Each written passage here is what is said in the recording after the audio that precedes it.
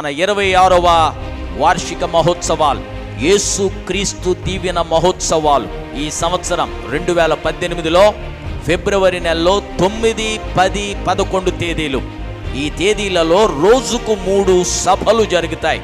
ప్రపంచ ప్రఖ్యాతిగాంచిన అద్భుతమైన సంగీత విద్వాంసులు, అలాగుననే పరిశుద్ధాత్మ పూర్ణులైన అభిషక్తులైన అద్భుతమైన వరముల చేత వాడబడుతున్న దైవజనులు వచ్చి సందేశాలు అందించబోతా ఉన్నారు. Rock church of India worship centre దగ్గర ఏర్పాటు చేయబడిన అద్భుతమైన సభల యొక్క స్థలములో మీరు మీ కుటుంబాలు వచ్చి ప్రభువును ఆరాధించి ప్రభు యొక్క మేళ్ళు పొందండి. అంతేకాదు, వచ్చిన వారందరికీ కూడా 3 రోజులు శారీరక ఆహారం కూడా మన యొక్క సహవాసం సిద్ధం చేస్తున్నారు గనక ఈ పరిశుద్ధమైన సభల్లో మీరు పాల్గొని దేవుని దీవెనలు పొందండి. ఈ యొక్క సహవాసం తరపున, రాక్ చర్చ్ ఆఫ్ ఇండియా తరపున, దీవెన ఆధ్యాత్మిక టెలివిజన్ కార్యక్రమాల తరపున నేను మిమ్మల్ని ప్రేమపూర్వకంగా ఆహ్వానిస్తా ఉన్నాను. దేవుడు మిమ్మల్ని దీవించునుగాక. ఈ సంవత్సరం పరీక్షలు రాస్తున్న బిడ్డలందరి కొరకు, హై స్కూల్ నుంచి పోస్ట్ గ్రాడ్యుయేషన్ వరకు, రీసెర్చ్ స్కాలర్స్ వరకు, తెలుగు రాష్ట్రాలలో ఏంటి, ఇతర రాష్ట్రాలలో ఏంటి, ఒకవేళ ఈ సంవత్సరము ఉన్నతమైన ఉద్యోగం కొరకు నీవు సిద్ధపడుతున్నట్లయితే, ఉన్నతమైన అవకాశాల కొరకు నువ్వు ఎదురు చూస్తున్నట్లయితే 26వ తేదీ జనవరి ఉదయం 9 గంటల నుంచి మధ్యాహ్నం 1 గంట వరకు rock church of India worship సెంటర్లో మీ కొరకు ప్రత్యేకమైన ప్రార్థన చేయడానికి నేను, నా భార్య మీ కొరకు కనిపెడతా ఉంటాం. మీరు, మీ కుటుంబం ఈ యొక్క ప్రత్యేకమైన ఆశీర్వాద సభకు మీరు రావాల్సిందిగా ప్రత్యేకంగా రాక్ చర్చ్ ఆఫ్ ఇండియా తరపున నేను మిమ్మల్ని ఆహ్వానం చేస్తా ఉన్నాను. ఈ యొక్క అవకాశాన్ని సద్వినియోగం చేసుకుని వచ్చి ప్రభు కృపను మీరు పొందాల్సిందిగా మీ అందరికీ, మా సంఘాలకును అలాగనే టెలివిజన్ ద్వారా వీక్షిస్తున్న మీకును ఈ ఆహ్వానాన్ని సంతోషంగా ఇస్తా ఉన్నాను. ప్రభు మెండుగా మిమ్మల్ని దీవించి అభివృద్ధి చేయునుగాక.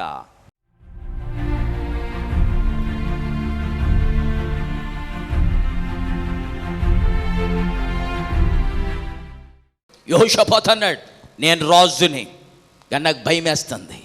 నేను ఎక్కడికి పారిపోతాను? ఇప్పుడు నలుదిక్కుల సైన్యం, ఎక్కడికి పారిపోయినా ఎవడికొకడు దొరికేస్తాను. కానీ ఎక్కడ పారిపోవాలి? నా శ్రమలో పారిపోయే నేను దాగే ఒక చోటు ఉంది.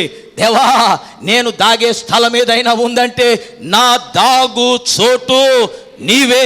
ఆపత్తినమందు నేను పరిగెట్టే స్థలం, నా కష్టాల్లో నేను పరిగెట్టే స్థలం, నేను శ్రమల్లో ఉన్నప్పుడు నేను పరిగెట్టే స్థలం, నేను రోగస్తుడిగా ఉన్నప్పుడు నేను పరిగెట్టే స్థలం, నేను అప్పుల్లో ఉన్నప్పుడు నేను పరిగెట్టే స్థలం, నేను భయంకరమైన శోధనలో ఉన్నప్పుడు నేను పరుగు పెట్టే స్థలం ఏదన్నా ఉందంటే ఆయన పర్ణశాలకు పరిగెడతాను. హల్లెలూయా. అక్కడ ఏం చేస్తాడు? పర్ణశాలలో ఆయన గుడారము చాటున, ఆయన గుడారం అంటే ఆయన శరీరంలో పెట్టుకుంటాడు. నేను హల్లెలూయా. కోడి పిల్లల్ని చేసినప్పుడు మీరంతా ఫారిన్లో పుట్టిన వాళ్ళు ఏం మీకు అర్థం అవ్వం. నేనేమో అచ్చమైన 6 అణాల తెలుగోండి, మీరేమో జపాన్ లాంగ్వేజ్ మాట్లాడేవాళ్ళగా బిల్డప్ ఇస్తారు. కోడి పిల్లల్ని చేసి తిప్పుతూ ఉన్నప్పుడు పైనుంచి రాబోందులు కానీ, కాకులు కానీ, డేగలు కానీ తిరుగుతాయి, ఎత్తుకుపోతారని. దగ్గరకు వస్తుంటే ఏం చేస్తుంది తల్లి కోడి? రెక్కలు చాపి చిన్ని చిన్ని కోడి పిల్లలు బయటకు కనబడకుండా ఏం చేస్తుంది? వాటిని కవర్ చేసేస్తుంది. సైతాను నిన్ను తరుముతున్నప్పుడు యేసు దగ్గరకు వస్తే ఆయన తన శరీరం అనే గుడారములో నిన్ను దాస్తాడు. నీ వెంట్రుక కూడా ఎవడు ముట్టుకోలేడు. ఆయన గుడారము దగ్గరికి పరిగెడుతున్నాను అనుకున్నాడు, అంతే వెళ్ళాడు. రాజయ్యుండి తగ్గించుకుని దేవుని సన్నిధికి వెళ్ళాడు. ఆయన అంటాడు ప్రార్థన చేస్తూ, నాయనా అనేక గొప్ప కార్యాలు చేశావు. ఇలాంటి కష్టాలు వచ్చినప్పుడు, శోధనలు వచ్చినప్పుడు, తెగులు, భయంకరమైన తీర్పులు వచ్చినప్పుడు నీ దగ్గరకు వచ్చి మొక్కుకొని నీకు అంగలార్చి నీకు మొరపెట్టడానికి ఇదిగోనయ్యా మందిరం కూడా ఇచ్చావు, ఆ మందిరంలోకి నేను నీ జనం వచ్చాం, నీకు మొర్ర పెడుతున్నామని చెప్పి ఈ పరిస్థితిలో దిక్కు తోచని స్థితిలో మేము ఉన్నామంటాడు. రండి బైబిల్లోకి 20వ అధ్యాయానికి రండి. ఏ దిక్కుకి వెళ్ళాలో ఏం చేయాలో 12వ వచనం నాన్న. మా దేవా, గుడ్, నీవు వారికి తీర్పు తీర్చవా? మా మీదకి వచ్చు ఈ గొప్ప సైన్యముతో యుద్ధము చేయుటకు మాకు శక్తి చాలదు, ఏమి చేయుటకును మాకు తోచదు. ఏమి చేయుటకును మాకు తోచదు, మాకు తోచడం లేదు. నీవే మాకు దిక్కు, నీవే మాకు దిక్కు. దిక్కు తోచని సమయంలో దిక్కు యేసు ఒక్కడు మాత్రమే.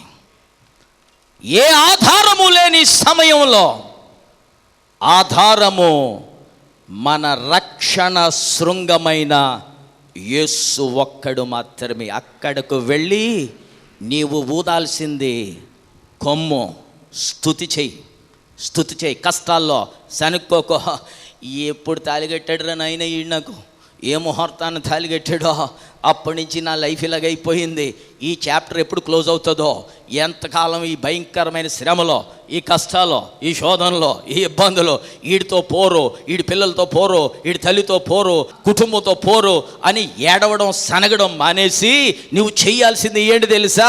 అమావాస్య వంటి పరిస్థితుల్లో యెహోషాపాతు పరిగెట్టినట్టు ఎక్కడికి పరిగెట్టాలి? దేవుని సన్నిధికి పరిగెట్టు, దేవుని మందిరానికి పరిగెట్టు. ఆర్డర్ గారు మా ఇంటికి రావాలంటే ఆయన వచ్చి తల మీద చెయ్యేసి ప్రార్థన చేయాలి. నేను చెప్తున్నాను సంగతులు, పాత పద్ధతులు మానేసేయండి. బాగోలేదా పరిగెత్తుకొచ్చేయండి, ఎవరు ఉండక్కర్లా.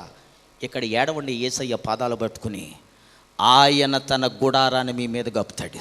హల్లెలూయా, హల్లెలూయా. దిక్కు తోచని సమయంలో మనకు దిక్కు యేసే. ఆధారము లేని సమయంలో మనకి ఆధారము యేసే. కొన్నిసార్లు డాక్టర్లు కూడా చేతులు ఎత్తేయచ్చు, హోప్లెస్ కేస్ అని చెప్పొచ్చు, కానీ మనకున్న ఒకే ఒక హోప్ ఈ లోకంలో యేసు మాత్రమే. గట్టిగా చప్పట్లు కొట్టి దేవునికి స్తోత్రం చెల్లించండి. ఆధారం నీవేనయ్యా, నా ఆధారం నీవేనయ్యా. కాలము మారినా కష్టాలే తీరినా, కాలము మారినా కష్టాలే తీరినా, కారణం నీవేనయ్యా యేసయ్యా, కారణం నీవేనయ్యా. తగ్గించుకుని ఎలుగెత్తి ప్రార్థన చేస్తున్నాడు రాజుగారు. ఆ సమాజంలో ఒక ప్రవక్త ఉన్నాడు. సడన్గా దేవుని ఆత్మ ప్రవక్త మీదకి వచ్చేసింది. దేవుని ఆత్మ ప్రవక్త మీదకి వచ్చిన సమయంలో ఆ ప్రవక్త ప్రవచించడం మొదలుపెట్టాడు. ఓల్డ్ టెస్ట్మెంట్లో జరిగిన కార్యం ఇది. కొంతమంది అంటారు పెంతుకొస్తున్నాడు ఒక్కరోజే అపోస్తుల మీదకి పరిశుద్ధాత్మ వచ్చింది, తర్వాత రాలేదంటారు. బుద్ధిహీనులు. ఆయనకు ముందు వచ్చింది, ఆ రోజు వచ్చింది, తర్వాత వచ్చింది. అప్పుడు వారిని వాడుకునేవాడు, వారి మీదకి వచ్చేవాడు, సమయాన్ని బట్టి వారిలోకి వెళ్ళేవాడు. ఇప్పుడు మాత్రం 24 గంటలు 365 రోజులు దీనినే గుండెనే ఆలయంగా చేసుకుని నాలోను నీలోను నివాసం చేస్తున్నాడు పరిశుద్ధాత్ముడు. చప్పలు కొట్టి దేవునికి స్తోత్రం చెల్లించండి. హల్లెలూయా. అప్పుడు వచ్చి వెళ్ళిపోయేవాడు, ఇప్పుడు పర్మనెంట్గా ఉండిపోతున్నాడు. మన గుడారాన్ని ఆయన నివాసంగా చేసుకున్నాడు. హల్లెలూయా, హల్లెలూయా. అక్కడ ప్రవక్త ఉన్నాడండి, సమాజంలో ప్రవక్త ఉన్నాడు. అందరూ ప్రార్థన చేస్తున్నప్పుడు దేవుని పరిశుద్ధాత్మ ప్రవక్త మీదకి వచ్చింది, అహజ్జియేలు మీదకి వచ్చింది. అహజ్జియేలు మీదకి, ప్రవక్త మీదకి దేవుని ఆత్మ వచ్చినప్పుడు ఆయన ప్రవచించడం మొదలుపెట్టాడు. ఆరాధన అంటే స్టెప్పులు వేయడం కాదు, ఆరాధన చేస్తుంటే పరిశుద్ధాత్ముడు వచ్చి ప్రవచనాలు రావాలి. ఆమేన్. దేవుని ఆత్మ దిగి రావాలి, అంతేగాని పొగ మిషన్లు పెట్టి పొగదొలడం కాదు ఆరాధన అంటే. అర్థమైందా? పొగదొలడం కాదు. ఆరాధన చేస్తే షకీనా మేఘం రావాలి, ఆరాధన చేస్తే పరిశుద్ధాత్ముడు వచ్చి ప్రవచనాలు రావాలి, స్వస్థతలు జరగాలి. ఎవడిని ఎత్తి మీద చెయ్యేసి వాడి జుట్టు పీకి ప్రార్థనలు చేయక్కర్లా. దేవుడు దిగొస్తే ఎక్కడ నీవు నిలబడినా స్వస్థత నీకు వచ్చేస్తుంది అంతే. దేవునికి స్తోత్రం చెల్లించండి. హల్లెలూయా. అతని మీదకి దేవుని ఆత్మ వచ్చింది. ఆ ప్రవక్త ప్రవచనం చెప్పడం మొదలుపెట్టాడు. మీరేం చేయక్కర్లా, మీరేమి చేయక్కర్లా, ఈ యుద్ధం మీరు చెయ్యరు, మీకు తోడుగా వస్తున్న యెహోవా మీ కొరకు యుద్ధం చేస్తాడు. ఆయన అనుగ్రహించే రక్షణ మీరు చూడండి. మీరు ఊరకనే ఉండండి. మీ మీద శత్రువు దండెత్తుతున్నప్పుడు మీరు దిగులు పడొద్దు, మీరు జడియవద్దు. శ్రమ దినమున మీరు కృంగిన ఎడల మీరు చేత కాని ఓరగుదురు. కష్టాలు వచ్చినప్పుడు అయ్య బాబోయ్ ఇలాగైపోయిందండి, ఇలాగైపోయిందండి. బెదరొద్దు, జడియొద్దు. ప్రవక్త అంటున్నాడు, fear not, don't get scared. ప్రభు ఆత్మ మన మధ్యకి వచ్చాడు అనుకోండి, భయం ఉండదండి. ఆ ఆత్మ మన మధ్య లేకపోతేనే మనకు భయం. పరిశుద్ధాత్మ పొందుకునే వాళ్ళకండి లేనిపోయిన భయాలన్నీ. పరిశుద్ధాత్మ ఉన్నవాడు భయపడ్డు. యేసై ముందే చెప్పాడు, దేహాన్ని చంపేవాళ్ళకి ఎందుకు భయపడతారు మీరు? ప్రాణమును దేహమును కూడా నరకములో వేసేవాడికి మాత్రమే భయపడి. అంటే నాకు అనగా యేసుకు తప్ప ఎవరికి మనము భయపడాల్సిన పని. హల్లెలూయా. యెహోవా నాకు వెలుగాయే. ఆత్మ వచ్చాడు. ఆత్మ వచ్చినప్పుడు మనకు కలిగేది ఏంటి తెలుసా? ఆదరణ. ఏం కలుగుతుంది? పరిశుద్ధాత్మ ఆదరణకర్త. ఆదరిస్తాడు, శపించడం. పరిశుద్ధాత్మతో కొంతమంది శపించేస్తూ ఉంటారు. అది పరిశుద్ధాత్మ కాదు. మీరు నా టీవీ ప్రోగ్రాం చూసి నాకు దశంభాగాల పంపకపోతే ఎన్ని తెగుళ్ళు ఐగుప్తుల మీదకి దేవుడు పంపించాడో నాకు కూడా అదే అధికారం ఇచ్చాడు. జాగ్రత్తగా వినండి. నాకు కూడా పంపించండి, లేకపోతే తెగులు వచ్చేస్తాయని ఎవడైనా చెప్పాడు అనుకో, మరలా చూడకండి ఆ ప్రోగ్రాం. ఆదరణకర్త వచ్చాడు. అరే బాబు, ఎందుకు అలా బెదిరిపోతారు మీరు? బెదరొద్దు. మీరు యుద్ధం చేయరు. మీతో ఉన్న యెహోవా మీ పక్షంగా యుద్ధం చేస్తాడు. మీరు ఊరకనే ఉండండి. ఆయన ఇచ్చే రక్షణ మీరు చూడండి. హల్లెలూయా చెప్పండి అందరూ. హల్లెలూయా, హల్లెలూయా. శత్రువు నీ మీదకి వచ్చినప్పుడు ఆ యుద్ధము యొక్క పరిస్థితి అంతా నీవు తీసుకెళ్ళి దేవుని చేతిలో పెట్టాలి. బాధ్యత దేవునికి అప్పగించాలి. అప్పుడే దేవుడు నీ పక్షంగా వ్యాజ్యమాడతాడు. యెహోషాపాతు ప్రార్థనకు పరిగెట్టాడు, రాజు అయ్యుండి. ఇంకొక మాట చెప్పి ముగించేస్తాను నేను. యూదా జనము, యెరూషలేము జనము శిశువులను, పసిబిడ్డలను, వృద్ధులను మొత్తం తీసుకొని దేవుని సన్నిధికి వచ్చేసారట. మనోళ్ళు పిల్లల్ని తీసుకురారు ఆరాధనలకి. చిన్న పిల్లలు, పసిబిడ్డలను తీసుకుని పరిగెత్తుకొచ్చారంటే ఉపవాస దీక్షకు. మీరు వస్తున్నారా ఉపవాస దీక్షకు? పసిబిడ్డలను తీసుకుని. మన సంఘంలో గర్భిణీ స్త్రీలు కూడా వస్తారు, బాలింతరాలు వస్తారు ప్రార్థనకి, స్వస్థత ప్రార్థనకి, ఉపవాస దీక్షకి.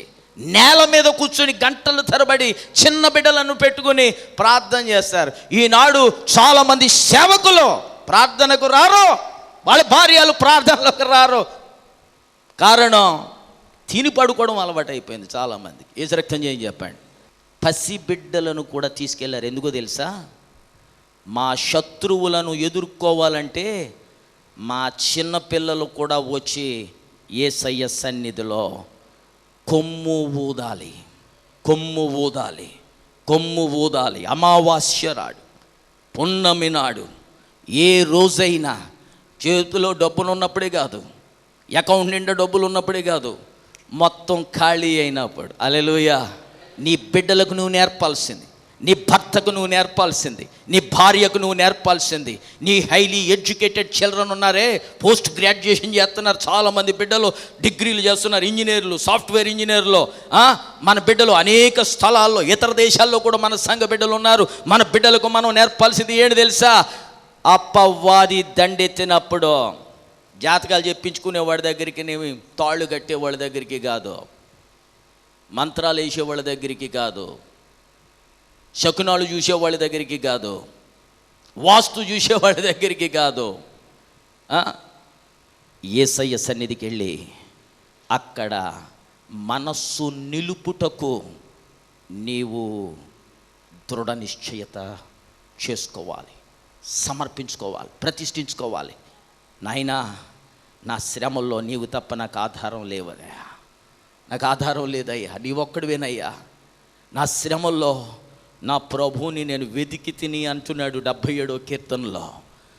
దావీదేమో నీ ఆలయంలోనికి పరిగెత్తాడయ్యా, వరద ప్రవాహం వలె భక్తిహీనులు ఆయన మీదకి దండెత్తినప్పుడు నాకు ఆధారం ఏదయ్యా, నాకున్న చదువు తక్కువ, నాకున్న బలం తక్కువ, నాకున్న అవగాహన తక్కువ, నాకున్న గ్రహింపు తక్కువ, అన్నీ తక్కువే, నా సామర్థ్యము తక్కువ. యెహోషాపాతు అంటాడు, మా బలము చాలదు, మా బలము చాలదు. ఈనాడు క్రైస్తవుల కుటుంబాల్లో ఎందుకు అపజేయాలంటే మనకు ఓవర్ కాన్ఫిడెన్స్ ఎక్కువ, ఆవేశం ఎక్కువ, అనుభవం తక్కువ. ఓవర్ కాన్ఫిడెన్స్, నేను చేసేసుకుంటానులేండి, నా సమస్య నేను పరిష్కరించుకుంటాను, అబే don't worry, I can take care అంటే. ఓవర్ కాన్ఫిడెన్స్ వల్లే నువ్వు బోల్తాలు కొడుతున్నావు, ఓవర్ కాన్ఫిడెన్స్ వల్లే నీకు ఇంకా పెళ్లి కాలా, ఓవర్ కాన్ఫిడెన్స్ వల్లే నీకు ఇంకా ఉద్యోగం రాలా, ఓవర్ కాన్ఫిడెన్స్ వల్లే నీకు ఇంకా బలహీనతలు పోలా, ఓవర్ కాన్ఫిడెన్స్ వల్లే నీ కుటుంబంలో ఇంకా సమాధానం రాలా. నీ కుటుంబంలో సమాధానం లేకుండా నువ్వు ప్రయాణం చేయొద్దు. ఎందుకంటే రెట్టింపు ఆశీర్వాదం నీ కుటుంబంలో ప్రవహింప చేయాలి, దేవుడు చేయాలి అని అంటే నీవు సమాధానముతో మాత్రమే ఎదుర్కొనాలి. అప్పుడే ఆయన ఆశీర్వాదం నీ ఇంటిలో, నీ వ్యాపారంలో, నీ ఉద్యోగంలో, నీ గృహంలో, నీ సంసారంలో ఆయన ప్రవహింపజేస్తాడు. నమ్మిన బిడ్డలు దేవునికి స్తోత్రం చెల్లించండి. లేచి నిలబడండి, ప్రార్థన చేస్తాను. యెహోషాపాతు మీదికి నలుదిక్కుల నుండి సైన్యం వచ్చి దండెత్తినప్పుడు రక్షణ శృంగమైన, రక్షణ దుర్గమైన యెహోవా సన్నిధికి పరిగెట్టాడు ఆయన. ఆపత్కాలమందు ఆయన నమ్మదగిన సహాయకుడు అని దేవుని వాక్యం అంటుంది. నీ కష్టం కలిగినప్పుడు నీ పసిబిడ్డలను కూడా తీసుకుని దేవుని సన్నిధికి రా. నీ కష్టాల్లో, నీ శ్రమల్లో, నీ ఇబ్బందుల్లో, నీ శోధనలో, నీ తెగుళ్ళలో దేవుడే మనకు ఆశ్రయం, దేవుడే మనకు కొండ, దేవుడే మనకు అండ, దేవుడే మనకు మన పక్షంగా శత్రువుల నుండి మనలను కాపాడగలిగిన వాడు ఒక్క దేవుడు మాత్రమే. ఒక్క క్షణం నోరు తెరిచి చేతులు పైకెత్తి ప్రార్థన చేయండి, మీకు మీరే ప్రార్థన చేయండి. నాయనా, నా పరిస్థితి నీకు తెలుసయ్యా, సైతాను యుద్ధం ప్రకటించాడు, వాడి మీద జయం పొందాలంటే నీవు నా పక్షంగా యుద్ధం చెయ్యాలి. నాకు దిక్కు తోచడం లేదు, నా దిక్కు నీవు, నాకు ఆశ్రయము లేదు, నాకు ఆశ్రయము నీవు. నాకు దగ్గర ఏ వెపన్స్ లేవయ్యా, నా వెపన్ నువ్వొక్కడివేనయ్యా. యేసు నామమే నాకున్న ఆయుధమయ్యా, యేసు రక్తమే నాకున్న గొప్ప బలమయ్యా. నా ఆధారం నీవయ్యా, నా బలము నీవయ్యా, నా కేడెము నీవయ్యా, నన్ను కాపాడేవాడువు నీవయ్యా, నన్ను సంరక్షించేవాడువు నీవయ్యా. రెండు చేతులు పైకెత్తి ఒక్క నిమిషం ప్రార్థన చేయండి. దేవా, దేవా, నా పరిస్థితుల్లో అపవాది నా మీద దండెత్తుతున్నప్పుడు నేను దాగే చోటు నీ ఒక్కడవు మాత్రమే. మనుషుల వైపు కాదు, దేవుని వైపు చూద్దాం. దేవునితో మాట్లాడండి.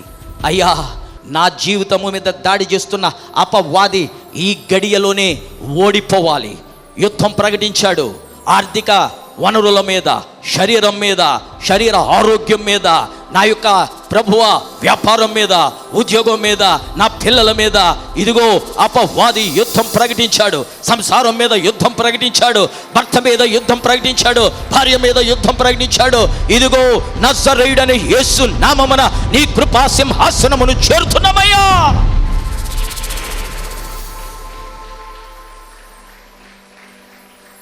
యెహోవా నామము బలమైన దుర్గము, నీతిమంతుడు దానిలోనికి పరిగెడతాడు, పరిగెట్టి సురక్షితముగా నివాసము చేస్తాడు. మా పరమ తండ్రి, ఇదిగో నీ పునరుత్థాన దినమందు నీ సన్నిధికి మరొక్క మారు మేము వచ్చి అమావాస్య నాడు కొమ్ము ఊదుడి.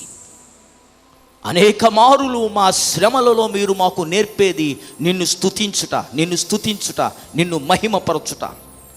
ఇశ్రాయేలీల కాలములో ఐగుప్తులో నుండి వారిని విడిపించుచూ ఉండగా ఎర్ర సముద్రము వద్ద ముందు చూస్తే ఎర్ర సముద్రం, వెనుక చూస్తే ఐగుప్తీయుల సైన్యం, ఫరో సైన్యం. మోషే ద్వారా నీవు మాట్లాడావు. మీరు ఊరకనే ఉండి stand still and see the salvation of the Lord. దేవుడు అనుగ్రహించు రక్షణ మీరు చూడండి. అలాంటి మాటే యెహోషాపాతు యొక్క సమాజమునకును, సైన్యమునకును, రాజునకును పరిశుద్ధాత్మ ప్రవచనము ద్వారా, ప్రవక్త ద్వారా భయపడొద్దు, బెదరొద్దు, దిగులు పడొద్దు. యెహోవా మీ పక్షమున, ఆయన మీతో వచ్చి మీ శత్రువుతో యుద్ధము చేయునని ప్రకటింపచేసి బలహీనపడిన వారిని ధైర్యపరిచావు. తండ్రి, ఈరోజు అపవాది ఏ బిడ్డ మీద, ఏ కుటుంబం మీద దాడి ప్రకటించిందో వారి పక్షంగా నీ సన్నిధిలో మొరపెడుతున్నామయ్యా, నీ సన్నిధిలో నిలబడ్డామయ్యా. నజరేయుడైన యేసు క్రీస్తు పరిశుద్ధ నామమున ప్రతి విధమైన దురాత్మ శక్తుల దాడి యేసు నామమున ఇప్పుడే లయమైపోవునుగాక. పరిశుద్ధాత్మ యొక్క అగ్ని చేత అపవాదిని దహించి వేయండి నాయన. నీ గుడారము నీ బిడల మీద వేసి సురక్షితముగా వారు నివసించినట్లు, ఇదిగో నీ బిడలను ధైర్యపరచుచున్నందుకు స్తోత్రం. యెహోవా నా కాపరి అని వారు గ్రహించి, వారు తెలుసుకొని, యెహోవా యందు భయభక్తులు గల వారి చుట్టూ ఆయన దూత కావలి ఉండి రక్షించు. స్తుతియాగము చేసేవాడు నన్ను మహిమపరచుచున్నాడు. నా రక్షణ అతనికి కనపరుచున్నట్లు అతడు తన కొరకు మార్గమును సిద్ధం, సరళం చేసుకుంటున్నాడని నీ వాక్యములు సెలవిచ్చవే. అమావాస్య నాడు స్తుతి అనే కొమ్ము, నిన్ను మహిమపరచుటనే కొమ్ము, నిన్ను ఘనపరచుటనే కొమ్ము, కృతజ్ఞతతో నిండిన హృదయముతో నీ సన్నిధిలో ప్రార్థించుటనే కొమ్ము మేము ఊదుటకు సహాయం చేయండి నాయనా. వచ్చిన బిడ్డలందరినీ పేరు పేరున ఆశీర్వదించి, దైవజనుడు బెన్హర్ గారు, ఆయన బృందం, ఆయన కుటుంబం నీ వాగ్దానాలకు వారసులుగా చేసి, ఎంతమంది బిడ్డలైతే టెలివిజన్ ద్వారా ఈ వాక్యము వింటున్నారో వారి కుటుంబాలలో జ్ఞానమునకు మించిన క్రీస్తు సమాధానముని బిడ్డలకు దయచేసి నీ వాగ్దానాలకు వారసులుగా చేసి, అమావాస్య నాడు కొమ్ము ఊదుట నీ బిడలకు నేర్పండి. స్తుతి చేయుట యథార్థవంతులకు శోభస్కరమన్నావు. అదే వారి జీవితాలకు అందం తెచ్చేది, అర్థం తెచ్చేది. వారికి గొప్ప భాగ్యం ఏదన్నా ఉందంటే స్తుతి చేయుటే అని నేర్పించే దేవా, నిన్ను స్తుతించుట, హృదయపూర్వకంగా స్తుతించుట మాకు నేర్పించుచున్నందుకు నీకు స్తోత్రం. ఆశీర్వదించండి, ఆకాశపు వాకిండ్లు తెరవండి. దీవెనలను, ఆరోగ్యం, కష్టార్జితమును ఆశీర్వదించుట అది నీ వలన కలిగేది. అది సమృద్ధిగా ఈ ప్రార్థనలో ఏకీభవించుచున్న బిడ్డలందరికీ, నీకు కానుకలు ఇచ్చుచున్న బిడ్డలందరికీ దయచేయండి. నీ ఆశీర్వాదాలను బట్టి నిన్ను మహిమపరుస్తున్నామయ్యా. నీ రక్షణను బట్టి నిన్ను మహిమపరుస్తున్నాం. నీ కార్యాన్ని సమృద్ధిగా జరిగించండి. యేసు క్రీస్తు దివ్య నామమున స్తోత్రము చేసి అడుగుచున్నాను మా పరమ తండ్రి, ఆమేన్. Our phone numbers are 9440272335 and 99590479993 and 0883246248. May God richly bless you. ఈ సంవత్సరం పరీక్షలు రాస్తున్న బిడ్డలందరి కొరకు, హై స్కూల్ నుంచి పోస్ట్ గ్రాడ్యుయేషన్ వరకు, రీసెర్చ్ స్కాలర్స్ వరకు, తెలుగు రాష్ట్రాలలో ఏంటి, ఇతర రాష్ట్రాలలో ఏంటి, ఒకవేళ ఈ సంవత్సరము ఉన్నతమైన ఉద్యోగం కొరకు నీవు సిద్ధపడుతున్నట్లయితే, ఉన్నతమైన మరి అవకాశాల కొరకు నువ్వు ఎదురు చూస్తున్నట్లయితే, 26వ తేదీ జనవరి ఉదయం 9 గంటల నుంచి మధ్యాహ్నం 1 గంట వరకు rock church of India worship సెంటర్లో మీ కొరకు ప్రత్యేకమైన ప్రార్థన చేయడానికి నేను, నా భార్య మీ కొరకు కనిపెడతా ఉంటాం. మీరు, మీ కుటుంబం ఈ యొక్క ప్రత్యేకమైన ఆశీర్వాద సభకు మీరు రావాల్సిందిగా ప్రత్యేకంగా రాక్ చర్చ్ ఆఫ్ ఇండియా తరపున నేను మిమ్మల్ని ఆహ్వానం చేస్తా ఉన్నాను. ఈ యొక్క అవకాశాన్ని సద్వినియోగం చేసుకుని వచ్చి ప్రభు కృపను మీరు పొందాల్సిందిగా మీ అందరికీ, మా సంఘాలకును అలాగనే టెలివిజన్ ద్వారా వీక్షిస్తున్న మీకును ఈ ఆహ్వానాన్ని సంతోషంగా ఇస్తా ఉన్నాను. ప్రభు మెండుగా మిమ్మల్ని దీవించి అభివృద్ధి చేయునుగాక. మన 26వ వార్షిక మహోత్సవాలు, యేసు క్రీస్తు దీవెన మహోత్సవాలు ఈ సంవత్సరం 2018లో ఫిబ్రవరి నెలలో 9, 10, 11 తేదీలు. ఈ తేదీలలో రోజుకు 3 సభలు జరుగుతాయి. ప్రపంచ ప్రఖ్యాతిగాంచిన అద్భుతమైన సంగీత విద్వాంసులు, అలాగుననే పరిశుద్ధాత్మ పూర్ణులైన అభిషక్తులైన అద్భుతమైన వరముల చేత వాడబడుతున్న దైవజనులు వచ్చి సందేశాలు అందించబోతా ఉన్నారు. Rock church of India worship centre దగ్గర ఏర్పాటు చేయబడిన అద్భుతమైన సభల యొక్క స్థలములో మీరు మీ కుటుంబాలు వచ్చి ప్రభువును ఆరాధించి ప్రభు యొక్క మేళ్ళు పొందండి.